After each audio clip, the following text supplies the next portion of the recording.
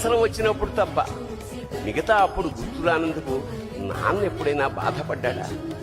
ఏమో. కుటుంబం కోసం ఎంత చేసినా తగిన గుర్తింపు తెచ్చుకోవడంలో నాన్న ఎందుకో పాపం బాగా పిల్లల ఫీజులు ఖర్చులు ఉన్నాయి. ఎప్పుడప్పుడు ఈసారి పండక్కి చీర కొనొద్దంది అమ్మ. ఇష్టమైన కూర అని చెప్పి పిల్లలు మొత్తం తినేస్తే ఆ పూటకి పచ్చడి మెతుకులతోనే ఇష్టంగా తినే నాన్న. ఇద్దరి ప్రేమ ఒకటే అయినా మా అమ్మ కంటే నాన్న చాలా వెనకబడ్డాడు. నాన్న బట్టలకు దండెం కూడా నిండదు. తనని తాను పట్టించుకోవడం రాని నాన్న ఎందుకో మాకు కూడా పట్టదంత వెనకబడ్డాడు. నాన్న ఇలా వెనకబడిపోవడానికి కారణం ఆయన మా అందరికీ వెన్నెముక కావడమే. వెన్నెముక వెనక ఉండబట్టే కదా దన్నుగా నిలబడగలుగుతున్నాం.